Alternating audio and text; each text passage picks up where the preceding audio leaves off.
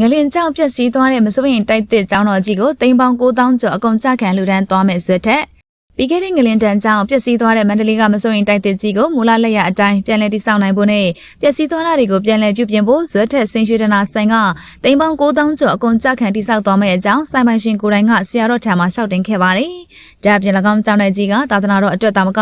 တမိုင်းရင်ကျေးမှုမှလည်းအရေးပါတဲ့အကြောင်းကြီးဖြစ်တာကြောင့်ဒီလိုကျောင်းကြီးကိုကျောင်းတိုင်ကအဖြစ်ပြန်လည်တည်ဆောက်ခွင့်ရတာကဂုဏ်ယူစရာဖြစ်တဲ့အကြောင်းလဲဆိုပါတယ်။ဒါအပြင်ဇွတ်ထက်မိသားစုကငလင်တန်းခံခဲ့ရတဲ့သူတွေကိုလည်းစတူဒီတာထမင်းဟင်းတွေကျွေးမွေးပြီးတော့ကုသိုလ်ပြုခဲ့ပါတယ်။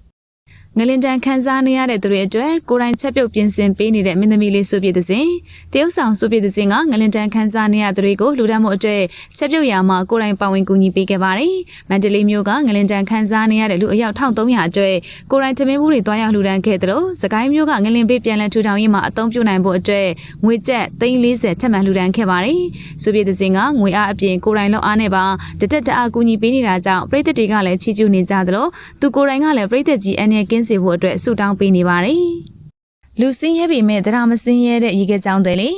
လက်ရှိငလျင်ပေးလှူဒန်းမှုတွေထဲမှာရေခဲတုတ်တယ်လေးကိုရှိုင်းစော်အကြောင်းကိုလည်းအင်တာနက်မှာလူတော်တော်များများကချီးကျူးနေကြပါတယ်။ကိုရှိုင်းစော်ကချမ်းသာတဲ့သူတုံးမဟုတ်ပေမဲ့သူ့အနေနဲ့ငလျင်ပေးကိုတွားရောက်ကူညီမဲ့ပရိဟိတသမားတွေကိုတွေ့တဲ့အခါပတ်စံမယူရတာကြောင့်သူရောင်းချနေတဲ့ရေခဲကြောင်းတွေကိုအလကားကျွေးခဲ့တာဖြစ်ပါတယ်။ဒီအကြောင်းကိုလူတယောက်ကအင်တာနက်မှာမျှဝေလာပြီးတဲ့နောက်သူ့ကိုလူစင်းရဲပေမဲ့စေတနာမစင်းရဲဘူးဆိုပြီးတော့ချီးကျူးနေကြပါတယ်။ဒါအပြင်ကိုရှိုင်းစော်ကငလျင်လောက်တဲ့နေ့ကသူကိုယ်တိုင်လည်းဆိုင်ကယ်လဲပြီးဒဏ်ရာရခဲ့ပါသေးတယ်။